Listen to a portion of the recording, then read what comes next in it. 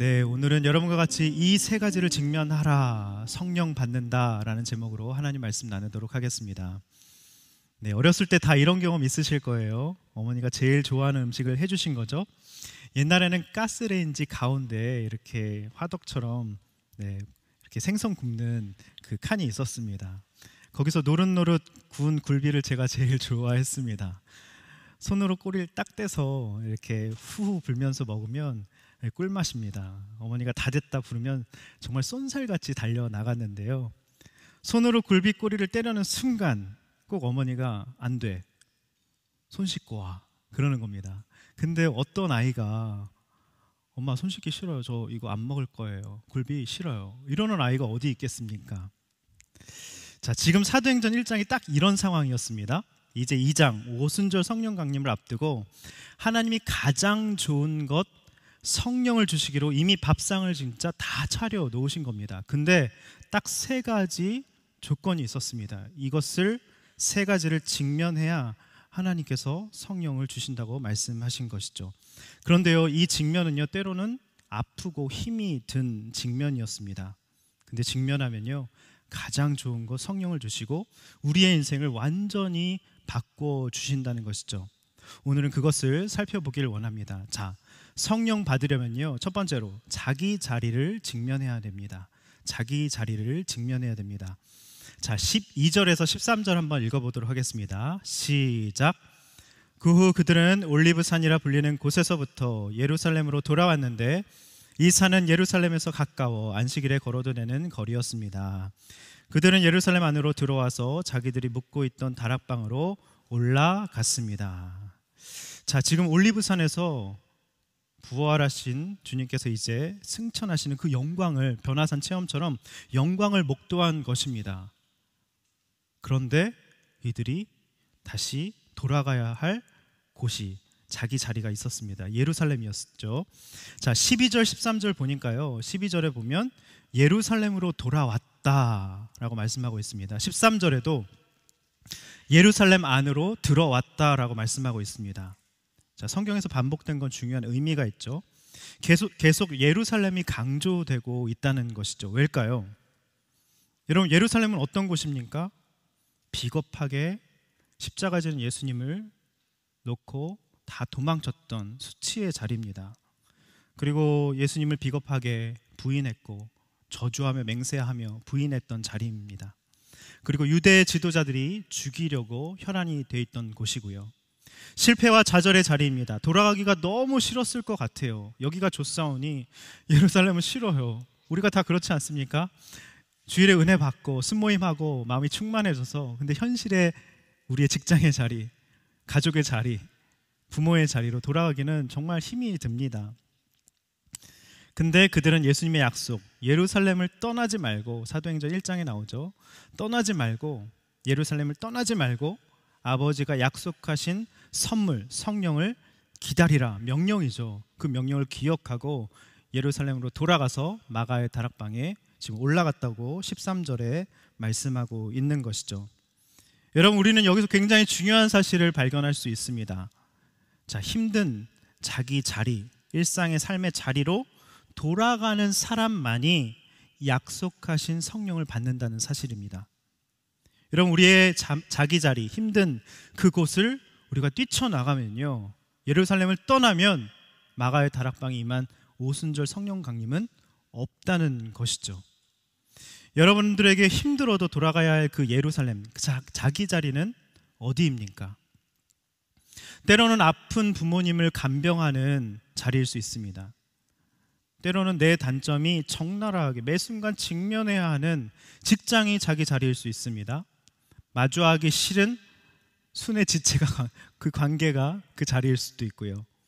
또 질병으로 하루하루 버텨내야 하는 그곳이 또 예루살렘 자기 자리일 수 있습니다. 자, 그런데 여러분, 자기 자리를 직면하지 못하는 사람을 보면 꼭 이런 특징이 있더라고요. 회피죠. 잠수를 탑니다. 도망가기. 이게 전형적인 회피의 증상입니다. 근데요, 저는 이렇게 말씀드리고 싶습니다. 가장 큰 회피는 자기 열심입니다. 자기 열심. 왜죠? 이 사람은 자기가 헌신했다고 착각을 합니다. 믿음도 좋고 이미 성령을 받았다고 생각을 합니다.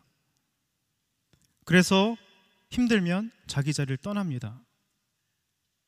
보통 이제 고등학교 때 부모님들이 교회 열심히 다니면 권사님들이 밥을 안 해주고 교회로만 돌아다니시고, 그런 권사님들 싫어서 교회 안 나오는 고등학생들, 고딩들 정말 많이 봤습니다.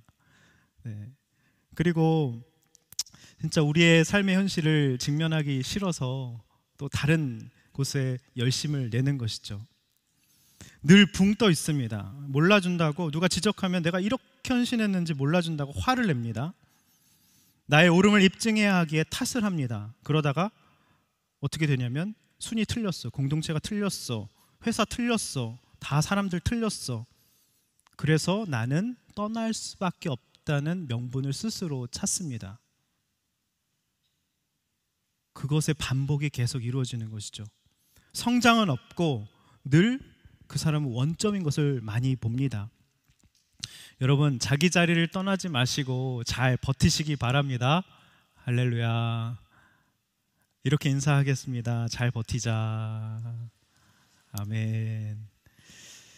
자, 한 번 더 인사하겠습니다. 떠나지 말자. 네. 여러분, 직장 웬만하면 떠나지 마세요. 고생입니다. 집 나가면 고생이에요. 네. 자, 우리 주님도 그 자리가 얼마나 힘든지 다 아세요. 모르는 게 아닙니다. 그래서 주님이 우리에게 무엇을 허락해 주시는지 아십니까? 바로 공동체입니다. 공동체. 자, 13절 하반절에서 14절 한번 읽어보도록 하겠습니다. 시작. 거기 있던 사람들은 베드로, 요한, 야고보, 안드레, 빌립, 도마, 바돌로메, 마태, 알페오의 아들 야고보, 열심당원 시몬, 그리고 야고보의 아들 유다였습니다. 그들은 모두 그곳에 모인 여자들과 예수의 어머니 마리아와 예수의 동생들과 함께 한 마음으로 기도에 전념하고 있었습니다. 아멘. 자, 이들의 면면을 봅시다. 11제자, 또 여자들, 예수님의 어머니 마리아, 그렇게 모여 있었습니다. 사실 적나라한 실체를, 서로의 실체를 너무나도 잘 알고 있었습니다. 그죠? 그 여자들은 마지막까지 예수님 곁에 지키고 있었는데 제자는 다 비겁하게 떠났잖아요. 탓을 했겠죠, 처음에는. 그리고 베드로는 저주하며 맹세하며 저주하고 부인했습니다. 다들 그렇게 뿔뿔이 흩어졌습니다. 비겁했던 그들의 모습들을 서로 너무 잘 알고 있었습니다. 그렇게 예수님이 부활하신 후에 40일 동안 모여서 마가의 다락방에 모여서 뜨겁게 기도하면서 서로의 실체를 알지만 서로 품고 사랑하면서 서로 하나가 되었다는 것이죠. 자, 어떻게 보면 우리의 순과 똑같지 않습니까? 순 공동체와 너무 비슷하다는 것을 우리가 발견할 수 있습니다.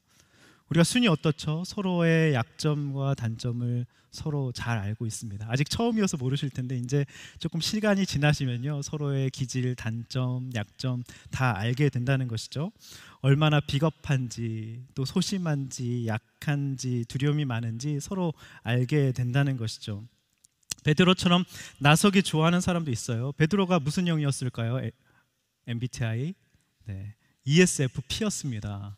네, ESFP도 주도하고 나서기 좋아하는 사람도 있고, 요한처럼 내성적인 사람도 있어요. 이렇게 똑같이 대제사장 뜰에 들어갔지만 베드로는 나서기 좋아하고 행동이 커요. 우악스럽게 다니니까 딱 비자가 알아보고 지목한 거잖아요. 근데 요한은 이러고 들어갔을 거예요. 이러고 얼굴도 가리고. 그죠? 내성적인 사람이었습니다. 아마도 INFP라고 합니다. 네. 맨날 정치 얘기만 나오면 핏대를 세우면서 우리나라가 다 틀려 먹었다고 열심당원 시몬과 같은 사람도 있지 않습니까? 순에. 그죠? 완전 서로 상극인 사람들이 다 모여 있습니다. 자, 이렇게 인사하겠습니다. 달라서 좋아. 달라서 진짜 좋습니다.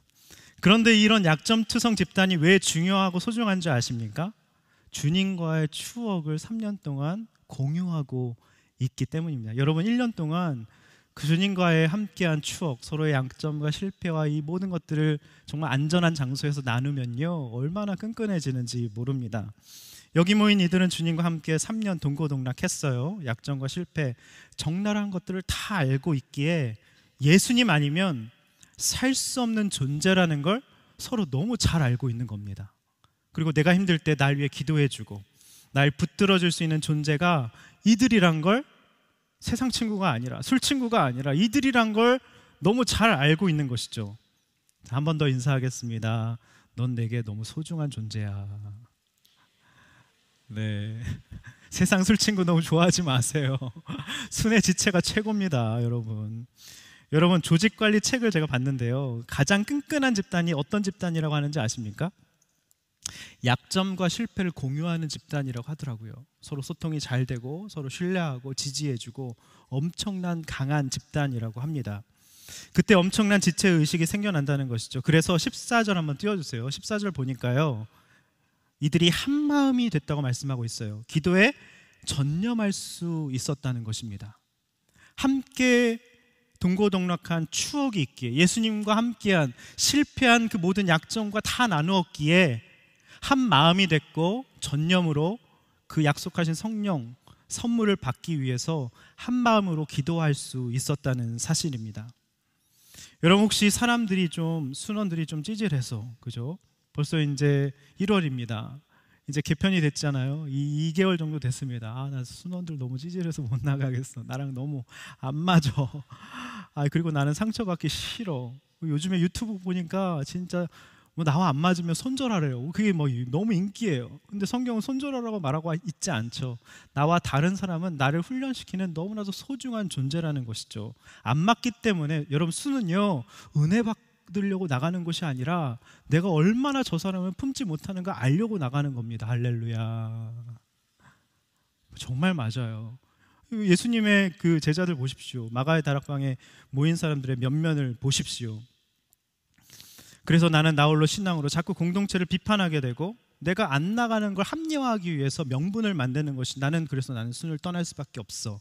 그러면서 내게 유익이 되는 사람들과만, 괜찮은 레벨만, 나와 비슷한 레벨만, 그럼 클럽이죠. 지난주에 목사님 말씀해 주셨잖아요. 그럼 클럽입니다. 안 맞는 사람과도 잘 지내고 함께 예수님 안에서 지체가 되는 것을 배우는 것이 순이라는 것이죠. 그렇게 나와 맞는 사람들, 레벨이 맞는 사람들과만 어울리면요, 성숙은 전혀 없습니다. 늘 원점인 제자리 인생이 된다는 것이죠. 자, 한 지체가 한 달 전에 갑자기 혈압과 맥박이 너무 낮아져서 너무 응급 상황이 돼서 응급실에 갔습니다. 심정지가 올 수 있는 정말 위급한 상황이었습니다. 어머니께 메시지가 왔고요, 정말 당장 달려왔습니다. 응급실엔 들어가지 못해서 어머니와 가족들을 만나서 정말 눈물로 간절히 기도를 했습니다. 핸드폰은 그래도 의식은 있어서 핸드폰을 볼 수 있다고 해서 순과 그룹과 MC들이 얼마나 기도하는 마음으로 안타깝게 또 정말 절실하게 기도 문자를 보냈습니다. 아마 진짜 많이 받으셨을 거예요. 다행히 고비를 넘겼고 몇 주 뒤에 기적적으로 회복이 되셨습니다. 얼마 전 퇴원을 하셨고 크리스마스 블레싱도 다녀오셨습니다. 놀랍죠? 근데 사실 이 형제는요, 굉장히 직면하기 어려운 그 예루살렘, 자기 자리가 있었습니다. 정말 어린 시절 19살에 모든 게 산산조각 나버리는 것 같은, 그냥 시간이 멈춘 것 같은, 직면하기 힘든 그 자기 자리, 그 사건이 있었습니다. 19살 때 전도한 친구와 수련회를 갔는데 눈앞에서 자기가 전도한 친구가 물에 빠져 죽는 것을 목도를 한 것입니다. 늘 그게 인생에 풀리지 않던 문제고 아픔이었다고 어머니가 말씀을 해주셨습니다. 그렇게 그때 이후 그 문제가 해석이 안 되니까 방황을 할 수밖에 없죠. 또 세상으로 피하고 술을 마시고 그러면서 몸이 만신창이가 됐던 것입니다. 근데 하나님이 이제 돌아오라는 사인으로 이런 응급 상황을 통해서 온 지체들의 기도를 받게 하시고, 또 어머니가 정말 처절하게 기도하고 이 형제도 회개하고 돌이키면서 정말 지금 회복이 되고 크리스마스 블레싱도 다녀오고 순모임을 얼마나 열심히 사모함으로 다니고 있는지 모릅니다. 어머니에게 이렇게 메시지를 받았습니다. 낙담과 실망과 실망의 끝자락에서 다시 일어설 수 있도록 공동체가 붙들어 주셔서 감사합니다. 일상생활도 지금 잘하고 있고 일터와 미팅도 아주 잘 다니고 있습니다. 나눔과 관심, 배려하는 순장님과 40세 전후 지체들 만남에 너무나도 즐겁게 순모임에 참석하고 있습니다. 여러분, 이 순장님과 순원들과 이 형제를 위해서 한번 박수 한번 칠까요? 네. 그러면서 이 어머니께서 받은 은혜가 너무 크고 그래서 이렇게 저에게 권면을 해주셨습니다. 목사님, 순에 속하지 않은 젊은 청년들에게 우리 아들이 공동체에서 기도와 사랑을 받은 것처럼 꼭 순 참석을 독려해 달라고 하시더라고요. 여러분, 순에 꼭 참석하십시오. 제발요. 여러분에게 좋습니다. 순에 참석하면 하나님이 놀라운 은혜, 마가의 다락방에 이 몇몇들 사람들이 다 모여 서로 의지할 수밖에 없는 존재였습니다. 서로 약점을 나누고 기도하고 한 마음으로 전심전력하여서 주님께 기도할 때 성령 세례가 임하고 이들이 그리스도의 담대한 증인이 됐던 것이죠. 자, 첫 번째 적용 질문 드리겠습니다. 여러분에게 직면하기 힘든 돌아가야 할 그 예루살렘, 자기 자리는 어디인가요? 아까 말씀드렸죠. 간병해야 되는 부모, 나의 단점과 늘 마주대야 되는 직장, 그죠? 그런 모든 힘든 관계, 그것이 바로 예루살렘입니다. 거기를 떠나시면 계속 원점 제자리 걸음하는 것입니다. 성숙은 없습니다. 그곳에 있고 정말 그곳에서 십자가를 지고 주님을 붙들 때 여러분은 능력 있는 그리스도의 증인이 되는 것이죠. 선물을 받게 되는 것입니다. 자, 공동체 여러분 잘 속해 있습니까? 약점과 실패, 추억을 공유하는, 예수님과의 추억을 공유하는 여러분 지체가 되셨으면 좋겠습니다. 누군가에게 그런 지체가 되어 주셨으면 좋겠습니다. 자, 두 번째로 보겠습니다. 성령 받으려면 첫 번째가 자기 자리를 직면하라 였습니다. 두 번째는 수치를 직면하라입니다. 수치를 직면하라. 자, 15절에서 17절 한번 띄워주세요. 한번 다 같이 읽어보도록 하겠습니다. 시작. 그 무렵 모인 사람들이 약 120명쯤 됐는데 베드로가 형제들 가운데 일어나 말했습니다. 형제들이여, 예수를 체포한 사람들의 앞잡이가 된 유다에 관해 성령께서 다윗의 입을 통해 미리 말씀하신 성경이 이루어질 수밖에 없었습니다. 그는 우리 가운데 속했던 사람이었고 이 직무의 한 몫을 담당했던 사람이었습니다. 자, 이재용 목사님께서 이 구절을 이렇게 말씀해 주셨어요. 들어보세요. 과거의 베드로가 아니다. 놀랍게도 베드로는 지금 상황에서 가장 먼저 무슨 일을 해야 할지 정확히 제시했다. 그것은 가룟 유다의 죽음 사건을 다시 상기시키는 것이었다. 어쩌면 제자들에게는 기억하고 싶지 않은 가장 아프고 슬픈 사건이었을 것이다. 그러나 그것을 잊어버리지 않고 숨겨두지 않고 없는 사건처럼 여기지 않고 그 사건을 들추어내면서 그것이 바로 구약 시편에 예언된 말씀이라고 끄집어내 현재 상황을 해석한 것이다. 여러분, 우리들의 이해되지 않은 여러 가지 문제, 수치스러운 사건들, 트라우마, 말씀으로 해석돼야 치유될 수 있다는 말씀을 하고 계신 것이죠. 자, 여러분 생각해 보십시오. 그런데 베드로라고 리더십을 발휘해서 120명 앞에서 이렇게 당당히 서서 이 말을, 유다 문제, 아무도 꺼내지 않은 문제를 특별히 자기도 똑같이 부인하고 저주하면서 도망갔잖아요. 자기의 똑같은 문제가 오버랩 되는 거잖아요. 떠올릴 거잖아요. 근데 그것을 직면한 것이죠. 수치심에 다시 물고기 잡으러 옛날로 사실 베드로가 돌아갔잖아요.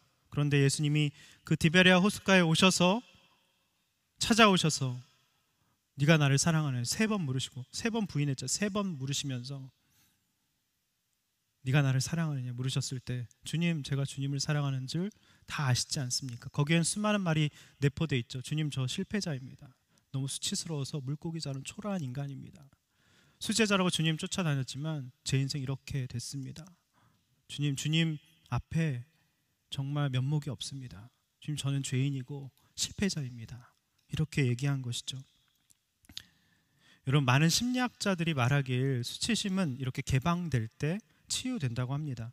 이렇게 개방하라는 거죠. 저는 두렵습니다. 저는 다른 사람들이 형편없는 사람이라고 볼까봐, 그렇게 평가할까봐 너무너무 무섭고 두렵습니다. 지금 베드로도 그렇게 했기 때문에 치유받은 것입니다. 수치심은 감추면 감출수록 그것이 점점 괴물처럼 변합니다. 그래서 언제 어떻게 튀어나올지 모른다는 것이죠. 그럴 때 치유해 주시고 예수님이 목양의 사명을 주시죠. 내 양을 먹이라, 내 양을 치라. 오히려 수치가 사명이 된 것입니다. 우리는 여기서 굉장히 중요한 사실을 발견할 수 있습니다. 자신의 문제를 말씀으로 해석한 사람만이 다른 사람의 문제를 직면하도록 해석해 줄수록 있도록 도움을 줄 수 있다는 것이죠. 내가 말씀으로 내 문제와 사건과 이해되지 않은 모든 트라우마, 아까 그 형제처럼 어린 시절에 그 모든 생각하기도 싫은 문제, 그것을 직면하고 말씀으로 해석해야만 다른 똑같은 문제로 힘들어하는 사람의 문제를 말씀으로 해석해 줄 수 있다는, 지금 베드로가 그것을, 그 유다 문제를 그렇게 했다는 것입니다. 그런데 놀라운 것은 그렇게 해석하기 시작한 베드로가 갑자기 유다의 그 끔찍한 자살 이야기를 정말 여과 없이 그냥 있는 그대로 다 성경에 표기하고 있다는 사실입니다. 왜일까요? 끔찍한 이야기는 좀 하지 마시지. 자살 이야기 너무 싫은데. 근데 18절 19절에 이렇게 말씀하고 있습니다. 다 같이 한번 읽어보도록 하겠습니다. 18절 19절입니다. 시작. 유다는 자기 불의의 대가로 밭을 샀는데 거기서 그는 곤두박질에 배가 터지고 내장이 온통 밖으로 쏟아져 나왔습니다. 이 일이 예루살렘에 사는 모든 사람에게 알려졌습니다. 이 밭을 그들의 지방말로 아겔다마라고 불렀는데 그것은 피의 밭이라는 뜻입니다. 자, 18절 한번 띄워주시기 바랍니다. 곤두박질에 배가 터졌다. 내장이 온통 밖으로 쏟아져 나왔다. 19절은 피의 밭. 왜 이렇게 끔찍한 얘기를 성경은 여과 없이 기록했을까요? 여러분, 그것은 이유가 있습니다. 놀라운 뜻이 담겨져 있어요. 유다는 자기 스스로 내 수치, 내 문제, 내 고난, 내 이 모든 실패, 내 힘으로 다 해결할 거야, 그랬다는 것이죠.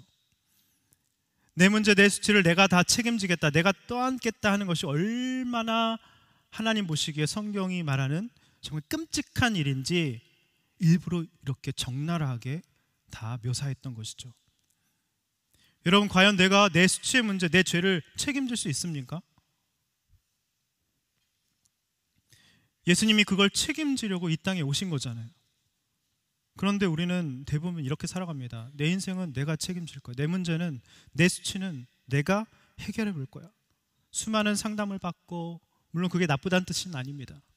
그러면서 내 힘으로 어떻게든 행복해지고자, 그걸 잊어보고자 우리가 굉장히 애를 쓴다는 것이죠. 내가 이 일은 내가 했으니까, 내가 잘못했으니까 내가 수습할 거야. 건들지 마세요. 부모님도, 지체들에게도 전혀 기도 제목도 나누지도 않습니다. 근데 그건 정말 교만한 것입니다. 이런 거죠. 예수님이 나의 모든 수치와 죄를 해결해 주시러 이 땅에 내려오셨는데, 주님, 저 주님 필요 없습니다. 다시 올라가세요. 저 죄인 아니고요. 저 수치 내 힘으로 해결할 수 있습니다. 굉장히 주님이 이 땅에 오신 것들을 정말 하찮고 그렇게 여긴다는 것이죠. 예수님이 똑같이 십자가에서 창이 찔리셨습니다. 물과 피가 쏟아져 나오셨어요. 한마디로 내장이 터졌다는 뜻입니다. 똑같습니다. 지금 똑같은 것이죠.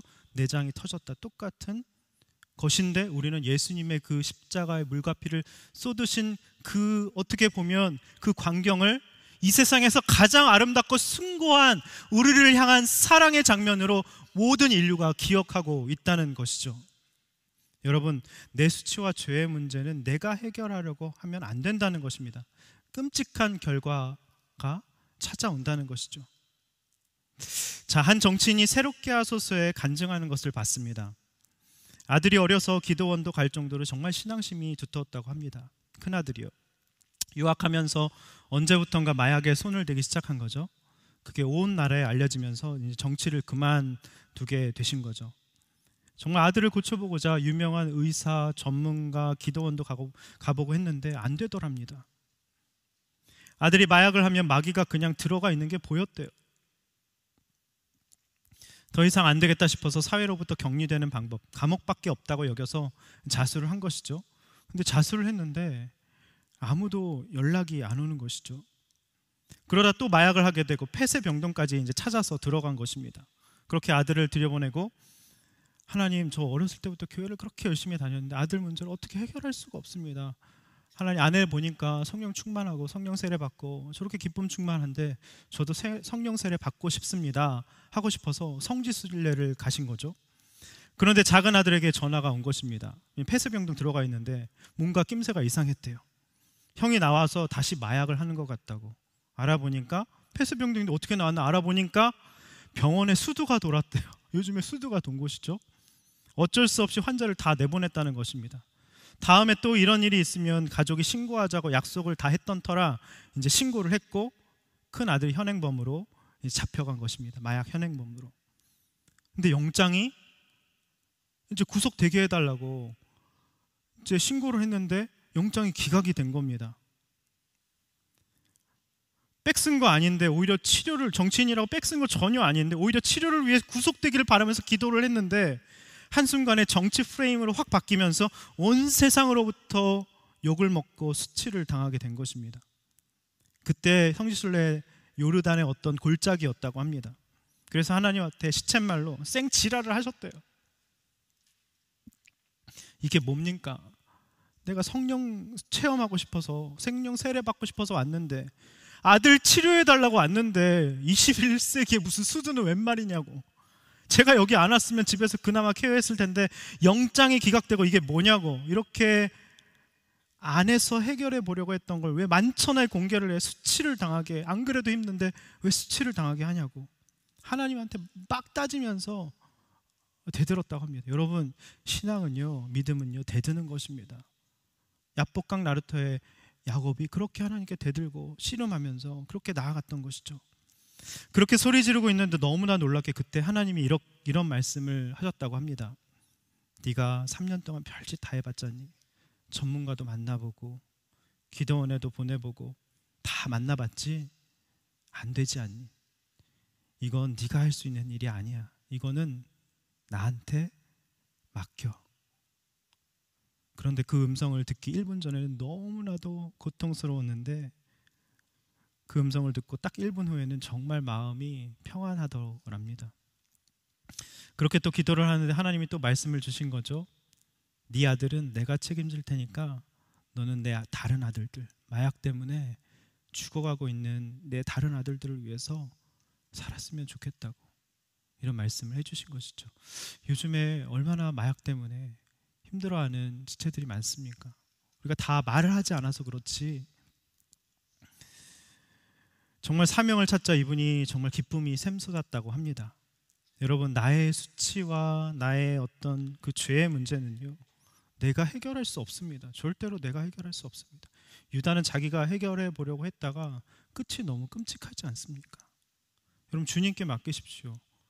꺼내놓기도 싫고 직면하기도 싫고 예루살렘 그 자기 자리뿐만 아니라 우리가 베드로처럼 수치, 그런 문제들이 다 있지 않습니까? 하나님께 맡기십시오. 예수님이 그거 해결하려고 이 땅에 오신 겁니다. 여러분, 맡기십시오. 이렇게 인사하겠습니다. 맡기자, 맡기자, 맡기자, 맡기자. 네. 자, 두 번째 적용 질문 드리겠습니다. 여러분, 직면하기 싫은 수치스러운 문제는 무엇입니까? 내가 다 떠안고 책임지겠다고 하나요? 아니면 내 인생을 책임지시는 주님께 맡기시나요? 자, 성령 받으려면 첫 번째가 자기 자리를 직면하라, 두 번째는 수치를 직면하라, 세 번째는 부족한 수를 직면하라입니다. 부족한 수를 직면하라. 자, 베드로가 유다의 자살로 부족한 수가 된 12사도를 채우기 위해서 하나님의 방법을 지금 딱 제시를 합니다. 이 방법은요, 우리의 삶에도 바로 적용할 수 있는 방법입니다. 한번 생각해 보세요. 우리 삶에도 부족한 수를 채워야 되는 그 부족한 수가 다 있습니다. 그것이 때로는 동역자일 수 있고 하나님의 일꾼일 수 있고 또 이제 카작 대만 가게 되면 팀원일 수 있고 또 동역자일 수 있고 또 마지막으로 결혼 배우자일 수 있습니다. 나의 부족한 그 한 수를 채우는 게 또 결혼 배우자인 거잖아요. 그러니까 한번 이 방법을 여러분의 삶에 결혼 배우자를 선택하는 방법에 한번 그 사용해 보십시오. 첫 번째, 이게 결혼의 비법도 될 수 있어요. 여러분 다들 적어 놓으세요. 네, 결혼하니까 눈이 동그래지셨어요. 네. 자, 첫 번째, 함께 다니던 사람입니다. 함께 다니던 사람, 이게 굉장히 중요합니다. 자, 본문 21절을 한번 띄워주세요. 21절 보니까 예수께서 항상 우리와 같이 다니는 동안에, 그죠? 이렇게 나와 있습니다. 22절 한번 띄워주세요. 22절 보니까 22절이요. 22절 보니까 함께 다니던 사람, 우리와 함께, 무슨 뜻이죠? 예수님과 함께 다니면서 추억을 공유한 사람을 세우라는 것입니다. 여러분, 결혼 배우자, 동역자를 택할 때 이런 사람을 택해야 되는 것이죠. 예수님과 동행하는 사람, 공동체에서 지체들과 함께하는 시간을 소중히 여기는 사람을 택해라는 것이죠. 여러분, 함께가 안 되는 사람, 나와 가치관이 다른 사람, 추억이 없는 사람은요, 바라보는 것이 다를 수 있다는 것입니다. 제자들처럼 저는 3년을 이렇게 좀 지켜보라고는 조금 길어가지고요, 그렇게 말씀드리고 싶지 않고요. 여러분, 클불과 아울리치와 순과 그 모든 것들 이렇게 함께 다니면서 한번 1년은, 적어도 1년, 너무 빨리 결혼하지 마세요. 한 1년은 봄, 여름, 가을, 겨울은 한번 이 사람이 어떤 평판을 받고 있는지 여러분 지켜보셔야 됩니다. 그 사람을 부족한 수를 택하시기 바랍니다. 자, 두 번째, 22절 보시면요, 이렇게 나와 있어요. 예수 부활에 대한 증인. 한번 22절 띄워주세요. 예수의 부활에 대한 증인, 여기 나와 있죠. 여러분, 확실한 부활 체험 신앙이 있는지 여러분 확인하셔야 됩니다. 설명할 수 없으면 아는 것이 아닙니다. 부활 신앙이 뭔지 확실한 말로 내가 어떻게 부활 신앙을 소유하고 있는지 항상 배우자가 될 사람에게 한번 물어보게, 한번 설명해보게 시키십시오. 여러분, 목격자는 목격했기에 저절로 증인이 되는 것이죠. 여러분, 모르는 것을 아는 척하는 사람이 아니라 다 뽀록이 나게 되어 있어요. 진짜 부활 신앙을 소유한 사람은요, 목격했기 때문에 내가 주님을 보았다, 이렇게 아는 사람을, 정말 아는 사람을 택하셨으면 좋겠습니다. 세 번째, 추천받는 사람이에요. 23절 한번 띄워봐 주세요. 23절 보니까 자, 두 명을 추천했어요. 바사바와 마띠아를 추천을 했습니다. 저는요, 공동체에서 꼭 추천받는 사람이 여러분 되셨으면 좋겠습니다. 순장과 양육자와 교역자와 멘토님의 적극적인 추천, 이런 말이죠. 아우, 그 사람 진짜 괜찮다, 믿음 좋다고, 성실하고 괜찮은 사람이라고 꼭 물어보세요. 교육자들에게, 멘토님들에게 서로 사귀기 전에, 부족한 수를 채우기 전에 한번 꼭 물어보시기 바랍니다. 자, 네 번째는 택하신 사람을 기도로 분별하라입니다. 24절 한번 띄워봐 주세요. 자, 바사바와 마띠아를 비교해 봤을 때 사람들은 바사바가 될 줄 알았던 것 같아요. 얼마나 바사바가 유명했는지 이름이 3개나 있어요. 그죠? 사람들이 그 별명도 알고 외국 이름도 알았어요. 굉장히 유력했던 사람이었던 것 같아요. 뭐 여러 가지 언어에도 능통하고. 그런데 결국 사도에 든 사람은 어떻게 보면 들러리 같은 평범한 사람이었던 마띠아였다는 것을 알 수가 있습니다. 여러분, 뜻밖의 사람, 평범한 사람이지만 그 사람의 비범함을 알아보고 택하시는 여러분 되셨으면 좋겠습니다. 여러분, 유명한 사람은요, 다른 사람도 다 좋아해요.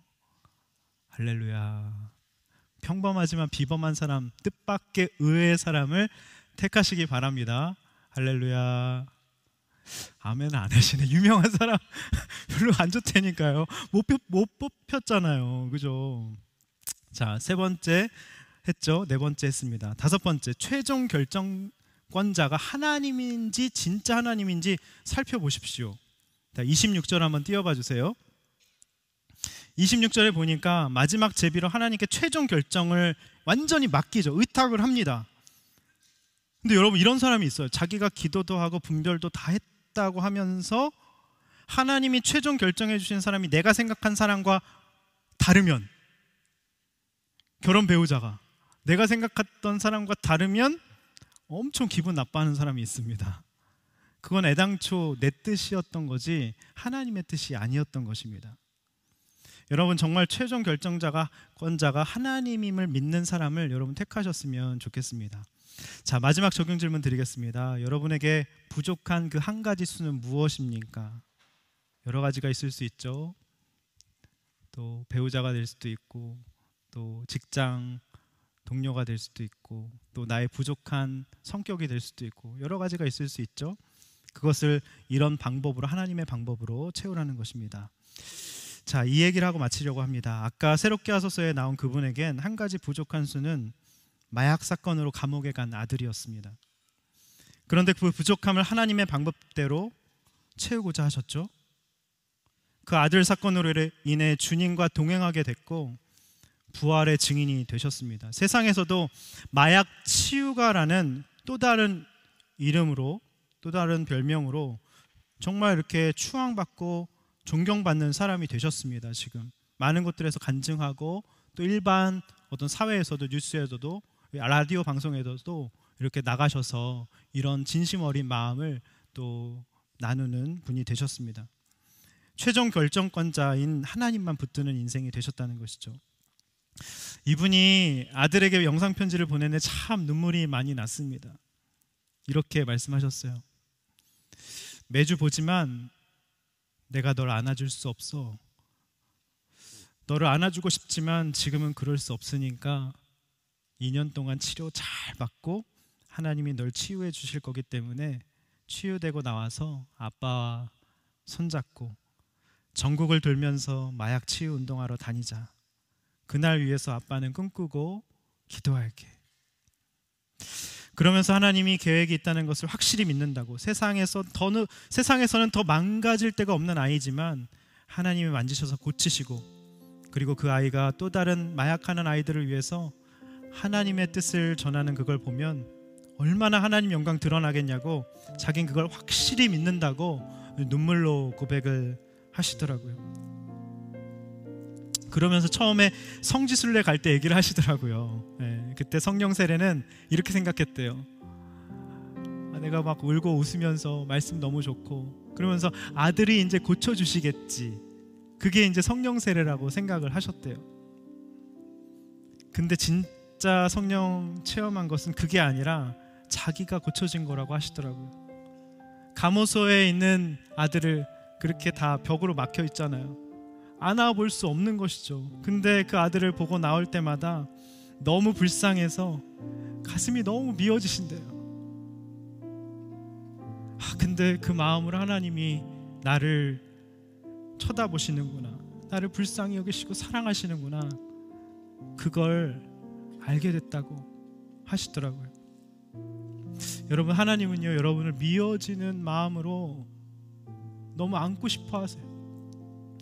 또 사랑하고 또 사랑하고 눈물 마를 날 없으신 그 주님의 사랑. 여러분이 자기 자리, 그 예루살렘을 직면하기 너무 고통스러워할 때 아까 그 형제처럼 얼마나 인생이 힘들었겠어요. 생각만 하면 눈물이 납니다. 19살 때 내가 전도해서 데려간 친구가 그런 일을 겪게 되면 저라도 너무너무 힘들 것 같아요.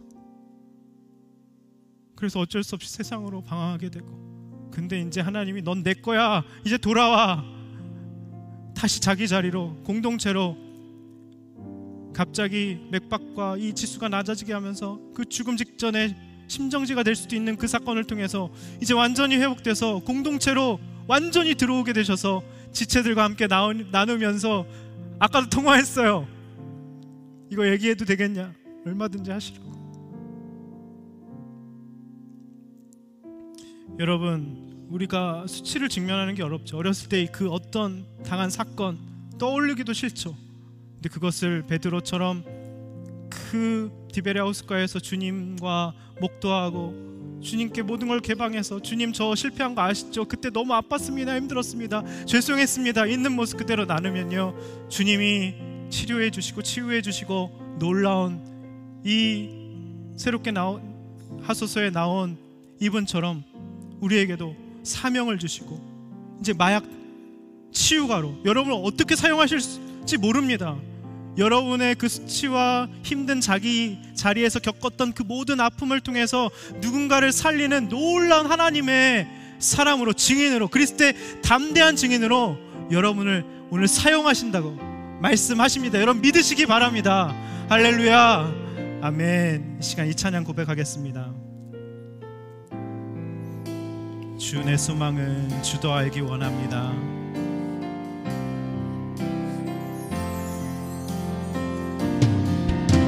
주 내 소망은 주도 알기 원합니다.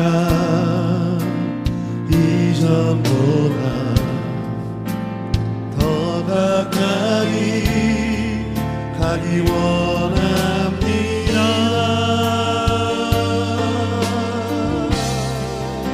오 주의 품에, 오 주의 품에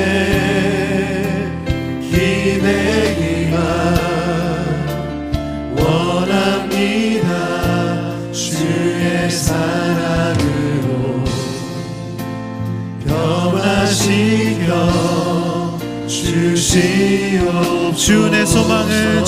드리기 원합니다. 주의 소망을 주 더하기 원합니다. 이전보다 더 가까이 가기 원합니다.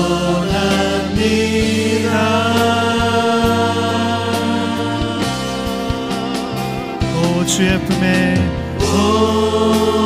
주의 품에 기대기만 원합니다. 주의 사랑으로 변화시켜 주시옵소서. 주 사랑으로 주 사랑으로 날개 치며 오르게 하소서. 은밀한 곳에 영원히 은밀한 곳에 영원히 거하게 하소서.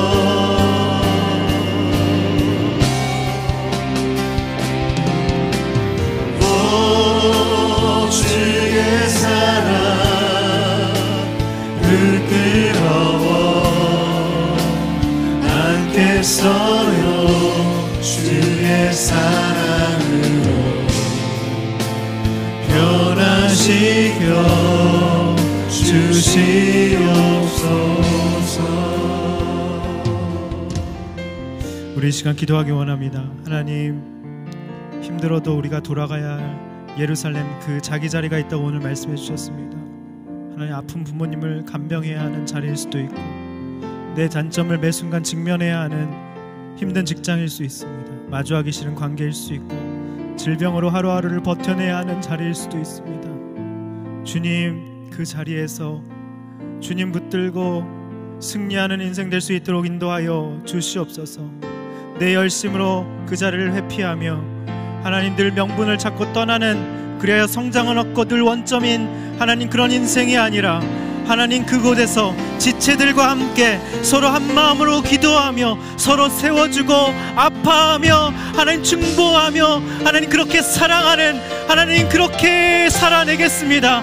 우리에게 힘과 능력을 허락하여 주시옵소서. 하나님, 우리가 공동체에 잘 속해서 하나님 주님과의 그 모든 것들, 약점과 실패, 주님과 함께한 추억들을 공유하는 하나님 우리가 강한 공동체, 순모인 공동체 될 수 있도록 인도하여 주시옵소서. 이제는 나 홀로 신앙이 아니라 우리가 순회에 들어가겠습니다.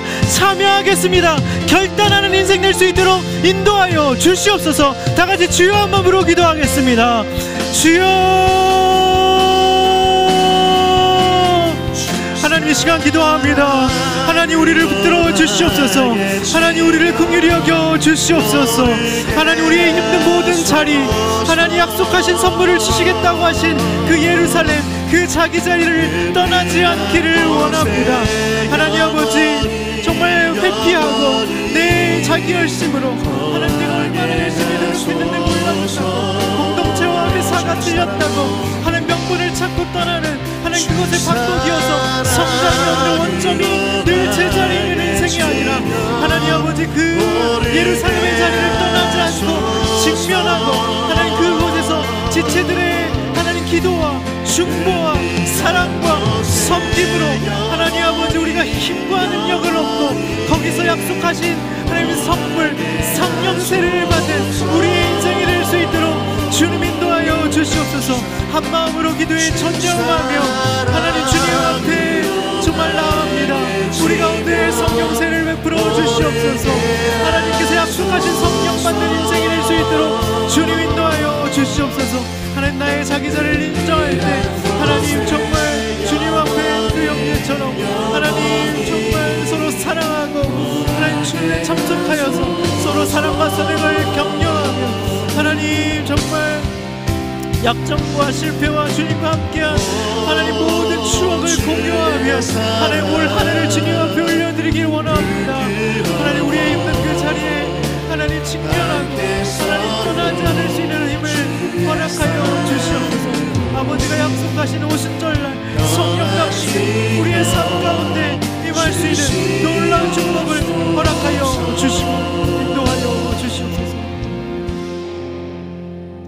우리 이 시간 동안 기도하기 원합니다. 하나님, 베드로처럼 주님을 부인하고 맹세하며 거절하고 부인하고 하나님 물고기 잡으러 간 초라한 우리의 수치스러운 과거가 있습니다.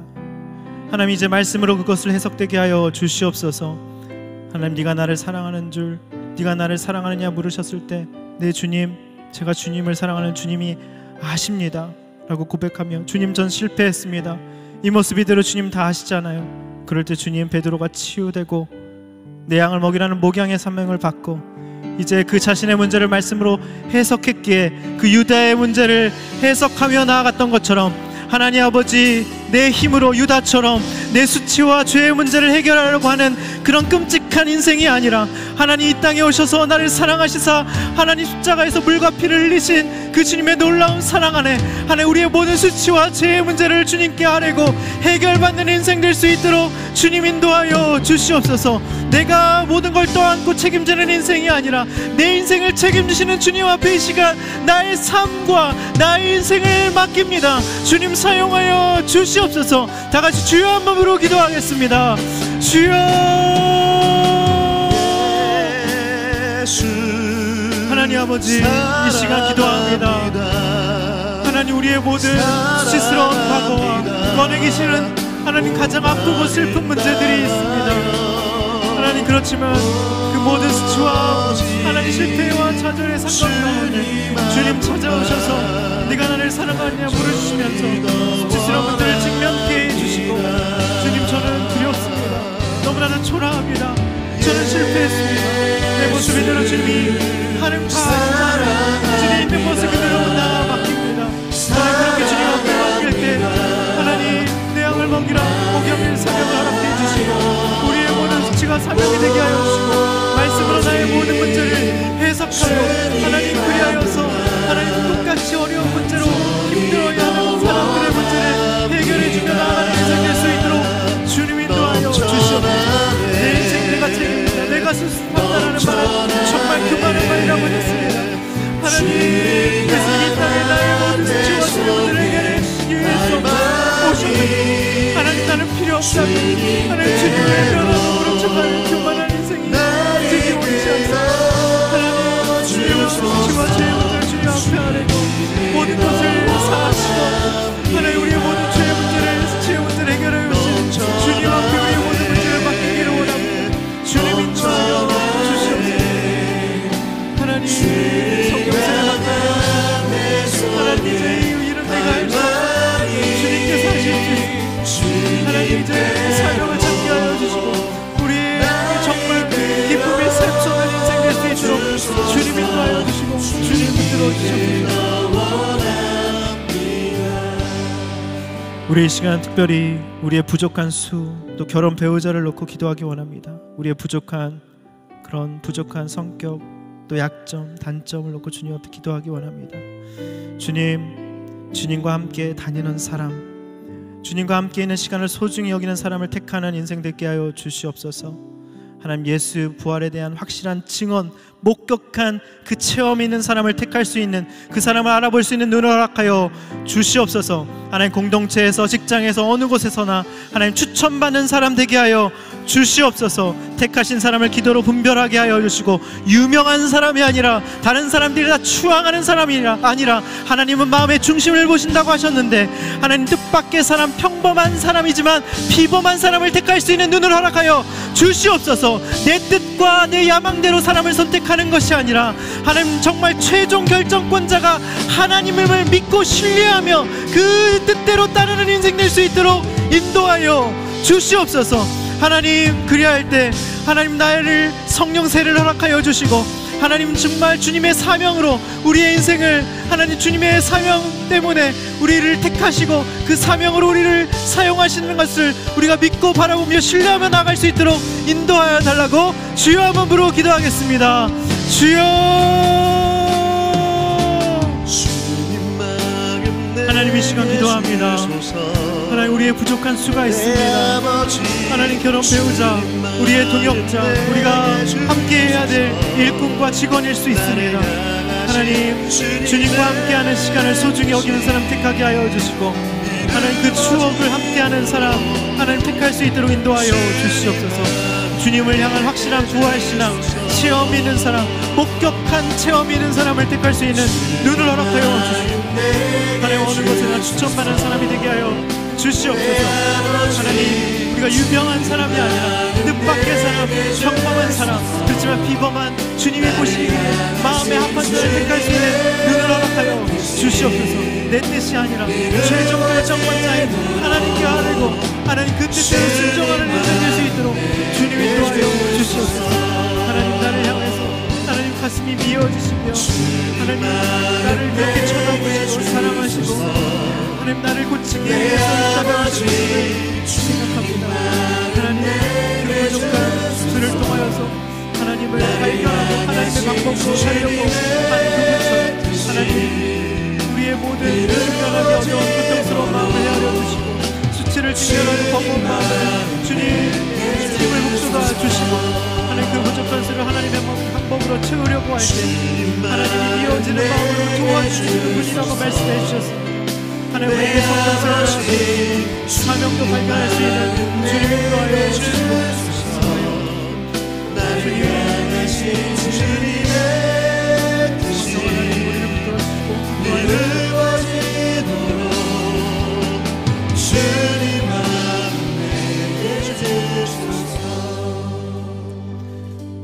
하나님, 우리에게 힘들어도 돌아가야 할 자기 자리 예루살렘이 있습니다. 우리 사랑하는 청년들 그 자리를 회피하거나 떠나지 않게 하여 주시옵소서. 하나님, 그 자리에서 주님과 동행하며 또 지체들의 나눔을 통하여서 서로 중보해주고 사랑하며 약점과 실패를 나누며 그렇게 사랑과 선행을 격려하며 하나님 세워져 나가는 아름다운 공동체 될 수 있도록 주님 인도하여 주시옵소서. 하나님, 우리가 직면하기 싫고 너무나도 수치스러운 문제가 있습니다. 하나님, 그 모든 것을 유다처럼 내가 떠안고 책임지겠다고 하는 것이 아니라 하나님, 모든 것을 주님께 맡기게 하여 주시옵소서. 이 땅에 오셔서 나의 수치와 모든 죄의 문제를 해결하기 위해서 물과 피를 쏟으신 그 주님의 사랑을 기억하며 주님께 맡기는 인생 될 수 있도록 인도하여 주시옵소서. 우리에게 부족한 그 한 가지가 있습니다. 하나님, 특별히 결혼 배우자를 놓고 하나님 믿음의 동역자를 놓고 우리가 이 시간 기도합니다. 하나님의 방법대로 부족한 수를 채울 수 있도록 인도하여 주시옵소서. 함께 주님과 동행한 추억이 있는 사람을 택하게 하여 주시고 예수 부활의 증인으로 확실한 목격한 체험이 있는 사람을 알아볼 수 있는 눈을 허락하여 주시옵소서. 공동체에서 추천받고 하나님, 우리가 기도로 택하신 사람이 누구인지 분별할 수 있는 눈을 허락하여 주시고 최종 결정권자가 하나님이라고 하셨는데 내 뜻이 아니라 하나님께 순종함으로 하나님 그 사람을 택하는 우리들의 인생 될 수 있도록 인도하시고 붙들어 주시옵소서. 감사드리오며 예수님의 이름으로 기도드립니다. 아멘. 우리 하나님께 영광의 박수 올려드리겠습니다.